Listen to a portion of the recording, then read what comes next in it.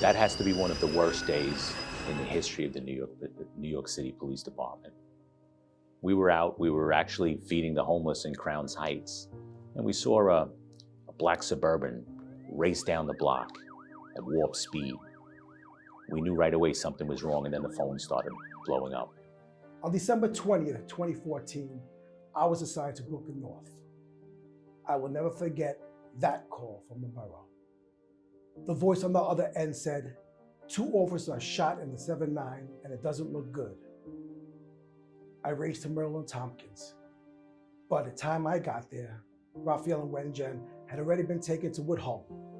We raced to Woodhull Hospital, and we've unfortunately been in situations like this before, but what was so different about this is when you entered that hospital and the police officers that rushed to that hospital, usually when you get there in a situation like this, there's shock and knee-buckling sadness. We were all praying for a miracle, but God had already welcomed his 2 sons home. Standing in front of their R&P, I couldn't believe what I saw. I remember feeling numb. It looked intentional. It looked like an ambush. I remember thinking, this can't be real. Details about the hunt for the shooter soon followed. We quickly learned that the coward who assassinated our beloved heroes had also taken his own life.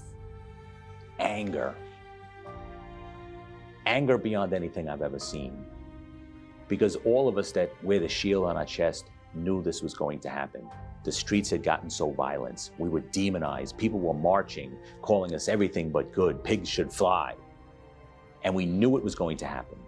And we begged our leaders, we begged City Hall, please stop the rhetoric. It's getting dangerous. Someone's going to get hurt. It was worse than someone got hurt. 2 police officers got killed. So the police department went into shock and got angry. It was such an anger that police officers, to the person, turned their back on the city's leaders, on the mayor of the city, because we knew where the blame should lay, because we begged them not to do it, not to say it. But that's only one part. The second part, and I've never seen this before, when we left that emergency room and went out to the street on Flushing Avenue and Broadway, there were thousands upon thousands upon thousands of New York City police officers, firefighters, MTA workers that were silent.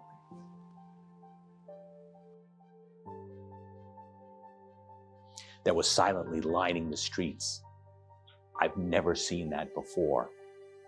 That's the effect that this assassination had on everybody that wears a uniform. Never seen it before, but it brought the job together. I tried to imagine how we would pick up the pieces of this tragedy, how we could possibly move forward from this darkest of places. 8 years later, I now have some idea. 8 years later, I now know the light that guides our path is the strength and perseverance of Maritza and the Ramos family. Supported by her faith in God and those around her, I am in awe of how Maritza and this entire foundation has turned such unspeakable loss into purpose. We know the Lord is always our spiritual shepherd, but I also believe the Lord sends us people like Raphael to be our very own shepherds, keepers of the faith, protectors of what is good and just. And now, the foundation that bears his name is carrying on that vital work. Shepherds to all of God's children, a living legacy of grace and service to others. I am grateful to all of you for what you do. So think about what this foundation does. From terrible tragedy, from terrible sadness, from terrible violence, something good has come out of it.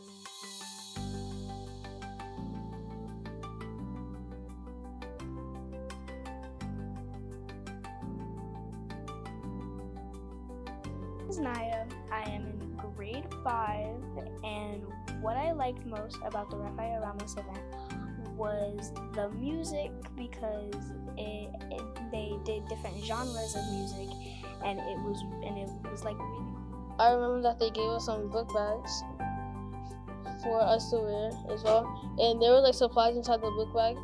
When I went home, I opened up the book bag and there was like a bunch of supplies, like markers, color pencils, and crayons, and there was glue and scissors and things as well as that. And I thought it was really cool because they were just supplying us with things that we would need for school. I like the bounce house because when I was bouncing, it was very fun. Like, I got to show off all my athletic moves, like flips, cartwheels. It was very fun. My name is Haley, and I'm in grade 3, and what I want to be when I grow up is a police officer. If I be a police officer one day, I will look amazing and that I can do anything.